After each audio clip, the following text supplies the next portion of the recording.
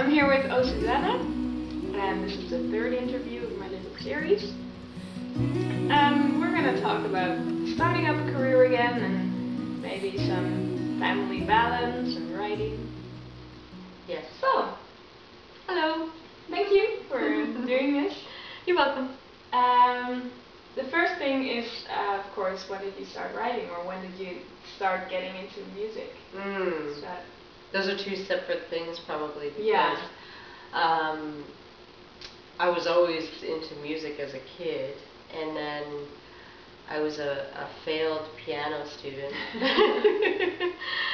Actually, it's funny because when I was about 5, I used to go to my sister's friend had this beautiful grand piano, and I used to go and play make up songs on it. So my parents thought, oh, she really likes the piano, maybe we'll get a piano, which was very generous and lovely. But when they got the piano and it was a big deal, they said, now you have to take lessons. And I was like, no, I don't want to take lessons. And it's quite funny because I think back on that, and really what I wanted to do was make things up. Yeah. And it's true, lessons are great, but that's not really what I wanted to do. And so it's very funny when I think back about that, because I wanted to make things up. And when I think now music lessons have changed, but you can go a very traditional route. Yeah. And it can be very much about theory and reading the notes and playing exactly what's there and practicing your scales. And I think for me, if I had had a more kind of playful atmosphere of learning, then I would have stuck with the piano, but I was really rebellious. No! So it's too bad. I feel bad. My parents, it's so funny, my mother actually, when I quit piano, she said, oh, you can't quit piano, it's a great thing. And then my father said, well, if you want to take lessons yourself, why don't you do that yourself? So she started to do it. And then she was like, you're right, this is a drag. I don't want to practice. So, from a young age, I think I really wanted to make things up. I didn't really do it consistently. I think I wrote a song when I was very young, like probably 8. I have his lyrics, and it's like a blues song about a train. And then when I got older, I started to listen to more rock and roll, getting really into the Rolling Stones. So I wrote this song about drugs. I had no clue about drugs, but I just wrote something about it. But it was only when I started to go to university that I really got more serious about it. I think I really wanted to do it, but was so afraid that I didn't know how to do it. I grew up with lots of boys playing music, that they were the guitar player and they wrote the songs and they had the guts to go on stage and they had bands. But for me, I felt very shy about it. And so it's still, because in the 80s it still was sort of a rare thing to have women driving their own careers. They were the singers and the men were playing the music and all that sort of stuff. So I think, when I got to university, I finally kind of got on stage a little bit and started to realize. Did you go to university for music? No, I didn't. No, I'm totally not trained. No. Most of the time, it doesn't start from just one day on. Yeah. But was there a moment or like a concert, or just a moment you thought, oh, this is what I want to do? I think my sister is a little bit older, not that much older, but she and I were both kind of crazy for music. And the fantasy of singing in front of people, or that's how we would kind of play, where we would pretend that we were singers, and we had this tape recorder, and we would sort of pretend that we were pop stars of the day kind of thing, which I think a lot of kids do now because they have access to all this video. I did that too. Yeah. So and it wasn't that unusual in our friends to be music crazy. Like, it seemed like everybody was sort of oriented toward music was like this identifier about who Yeah. you were. And so, and then what we used to do, because there was no video, no much music, no MTV, none of that stuff, we would go to cinema and see all these rock films. Oh, yeah. And it was amazing because it was on a huge screen. And so we would see like the Rolling Stones and Neil Young and the Who and the Beatles, and you'd watch these rock films. Yeah. And feel like you were at the show. And then of course it had all these behind the scenes things, parts to it. And I think that kind of really, really inspired me, really got me excited about creating this music and singing. Yeah. Yeah. So when you started writing, Mhm. you had some songs. Did you go to open mics? Did you send your songs off to Anybody or anyone? I started doing. What did I do? I kind of wrote very silly songs at the start, kind of joke songs, and then so I was writing with this friend of mine, Scott, and he and I had all these fights and things and disagreements, and there was all this romantic craziness, and finally that all, exploded, and I was so angry with him and everything, so he took off. And then I think, my friend, she was a dancer, and she had this rehearsal space, and she wanted to have her friends come and do this salon kind of thing. Mm. So I played a few songs there, and this guy happened to be there who was also a musician, and he said, "Oh, do you have anything recorded? I really like that." And he's the same age as I was. He was, one of these guys that had been doing it longer, and he was getting into recording. So he said, "Why don't you come? I'll record you for free, and I'm learning how to do it. So, I have a rehearsal space, and we'll do it there." So that's how I made my first EP. That's how it comes. Yeah. So, and then from then, I had this little tape. It was on cassette because it was in the days when people actually still made cassettes. And I sent one to my sister who lived in Los Angeles, and she sent it to the radio station, and then the guy listened to it. Wow. He was there and called my sister and said, "I just listened to this tape. I really love it. Who is it?" And she's like, "Well, it's my sister." And then he said, "Well, I'm coming to Vancouver." I was living in Vancouver. Wow. "I'm coming to Vancouver. I really want to meet her." And so I had this kind of kick start into the music business. I really wasn't playing very much. I had done these kind of little shows, and I didn't have a lot of songs, so I wasn't playing really a full set or anything. And it wasn't necessarily open mic, but it was these things where you could go up and sing. Yeah. There is a bar called the Railway Club, and people were singing old country songs. You could go up and you can go and sing with the band on Saturday afternoon. So I would do that, but it was a big deal. Like it wasn't like I was just like, "Oh yeah, I'm doing this thing." It was like, "I'm gonna do it," but I was terrified.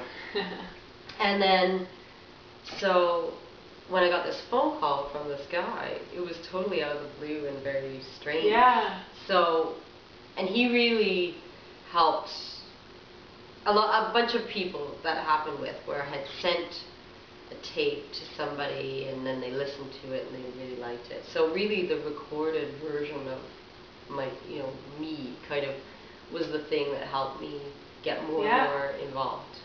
It wasn't so much the live stuff, which is usually the way it goes. You usually play a lot and people notice you, and then you make a record, and then...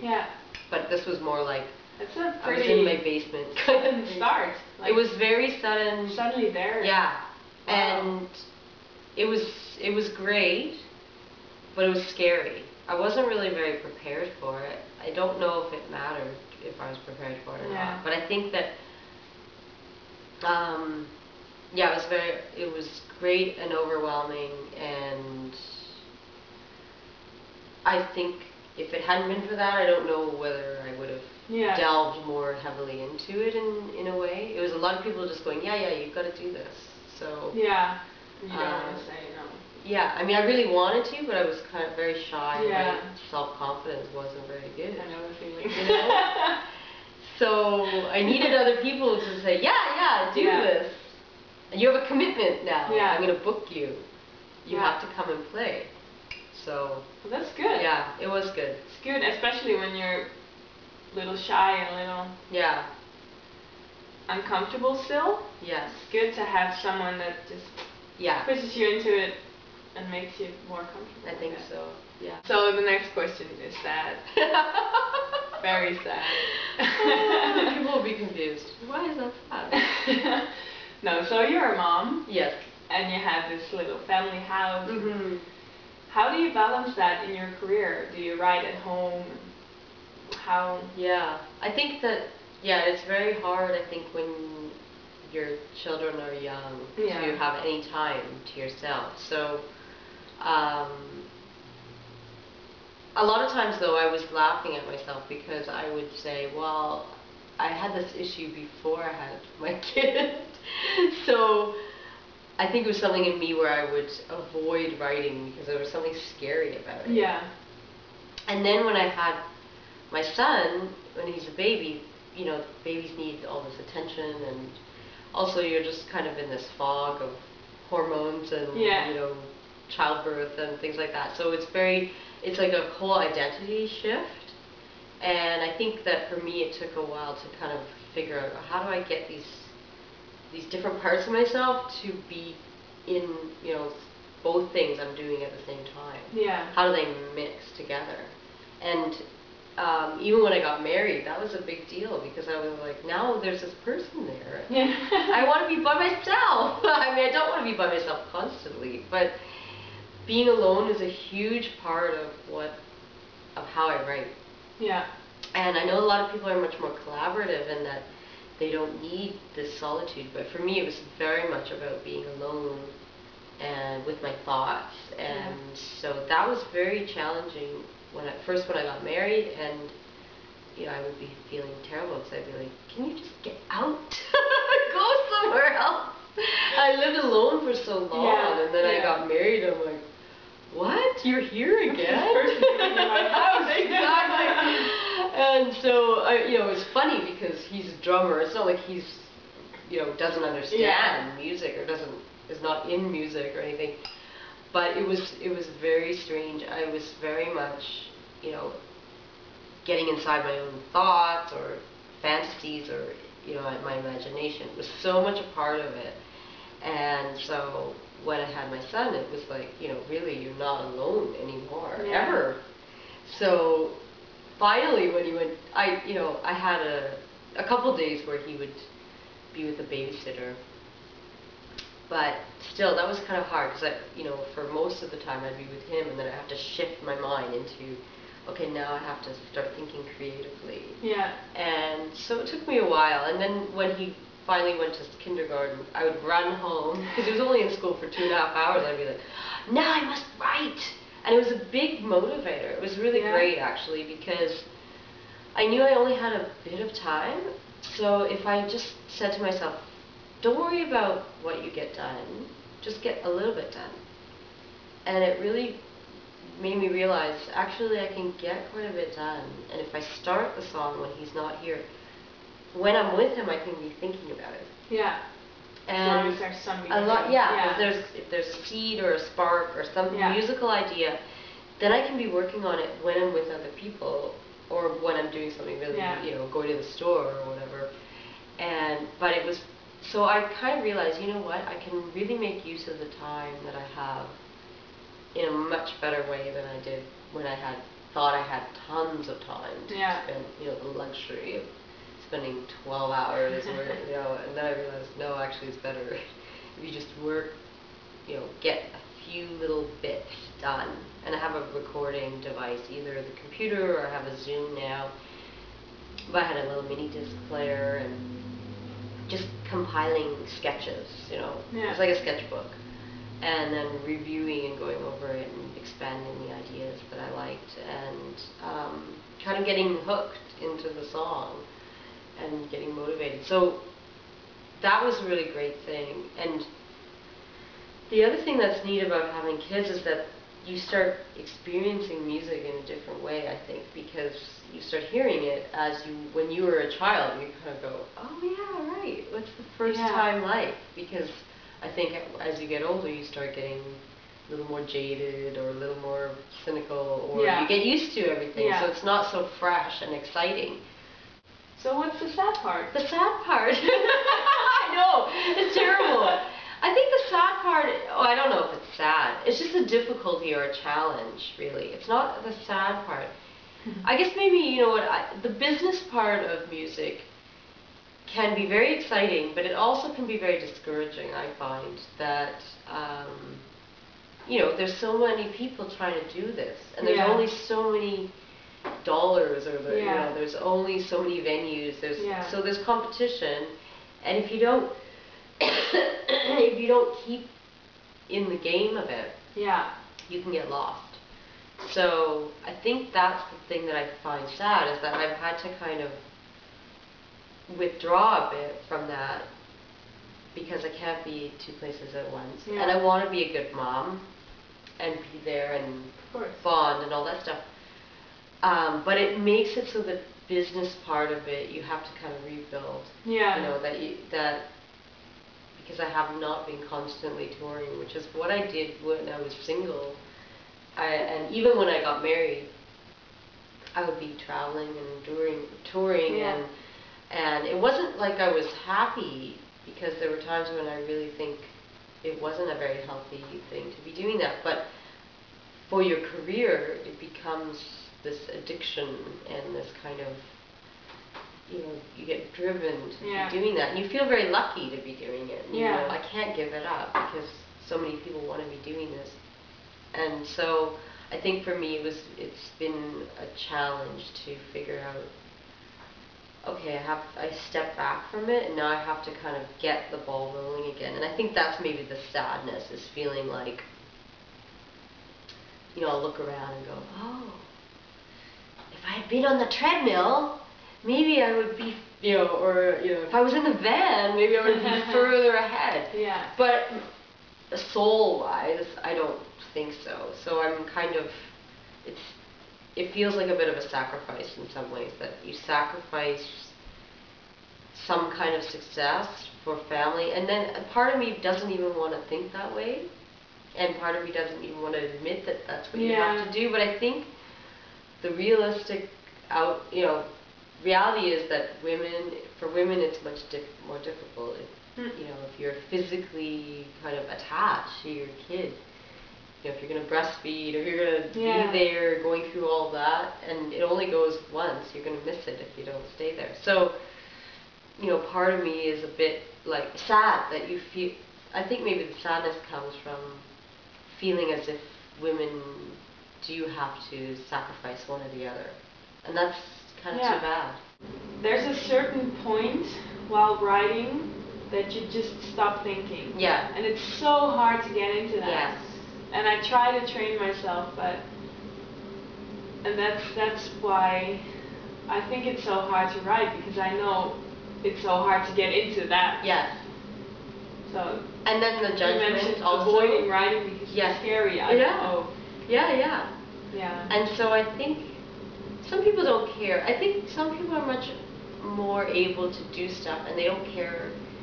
They can turn off the judgment. Like, they go, good or bad, whatever, I just did it. Maybe it will be great, maybe it will suck, but it's okay. The important thing is to just do it. And I think that's what I need to tell myself. And if I don't sit down and actually work on it, it won't happen. Like, the idea of, maybe an idea will strike me as I'm doing something else. Well, sometimes that happens, but really it has to be, not often enough. So it's like, really you have to sit down and make yourself do it. Because, you know, and I've thought about that, where I may have never have gotten a song that if I had not stopped procrastinating and sat down, had the guitar or whatever, and just done it. Because it's like a little idea becomes a bigger one. So, trying to do a routine or set aside time, it's a challenge. But it's always, I always feel way better when I do it. Yeah. Yeah. So there's this one question one of my friends sent me. The question is, which of the following makes you happiest? Writing a song and finishing it, or hearing the master track when it's been recorded, or playing it in front of an audience and then hearing their response and hearing their, or seeing their appreciation. I think the writing and finishing is probably the most satisfying. Yeah. I love those other things too, but things can go wrong there. You know, that you can go, oh, we didn't record it right, or that's not the right instrument, or something like that, where when you get it right, it's really exhilarating. But I think that things can fall apart along the way, or with the audience. That's fun too. You know, playing a new song is very hard because you don't even really know the song yet. You don't know how to perform it yet. So you're discovering something as you're doing it. So that's really exciting too. But again, you can go, oh, I didn't do it right. So it's not necessarily, it's satisfying, but it's not necessarily a feeling of success.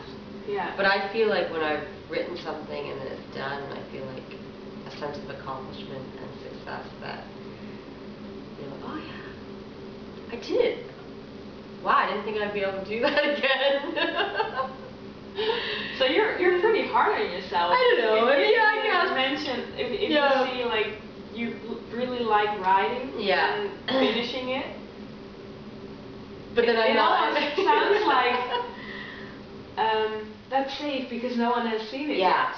I think so. I think there's something beautiful about it being private at the beginning.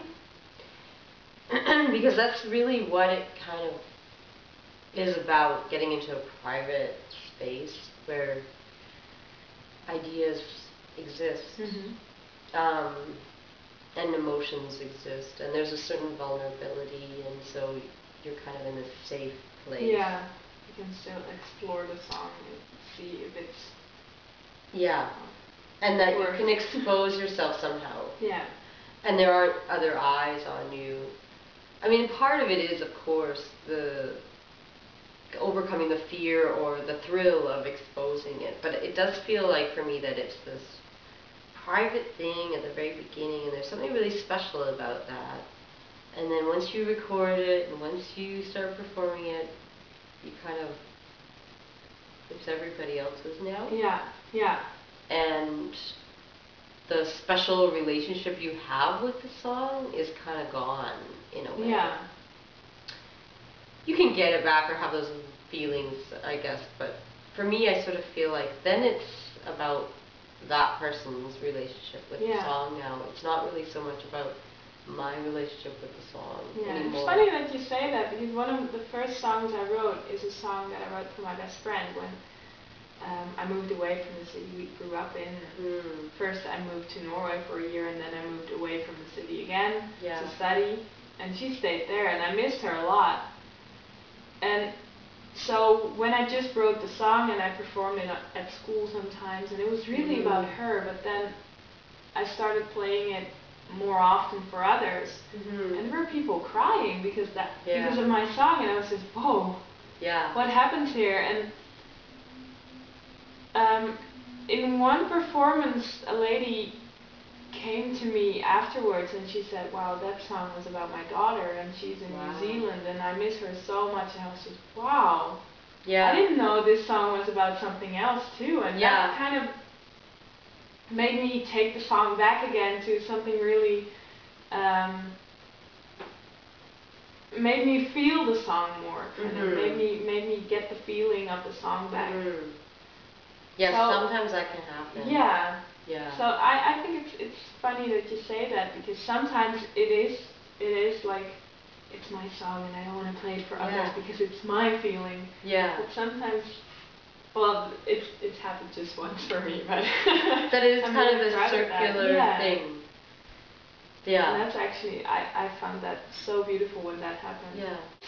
So that's actually all I wanted to ask. Thank you very much. Thanks, Zippora. It was Very fun. Yeah. It's great, yeah. And you are planning on going to Holland, right? I am, but that's another sad question. I'm sorry.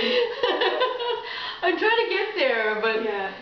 everything is, I don't know if it's the state of the economy or something, but we're having a really hard time trying to figure out how to make it all work. Yeah. So, yeah. Well, when they're going, yeah. check her out. Hi, I'm Susie Ungerleider, and I perform under the name Oh Susanna. And I think my tip for the day is to do something that makes you feel a little bit uncomfortable, because I think a lot of it, for me, is overcoming fear or moving into a territory that feels a little bit challenging or difficult. So whether that is, emailing somebody about a gig, or writing, sitting down and writing a song, or performing in front of someone, like there's just something that is going to move you out of your comfort zone, because that's how, it's through doing those things that you realize that you can do them. Thank you. Drunk as a sailor again.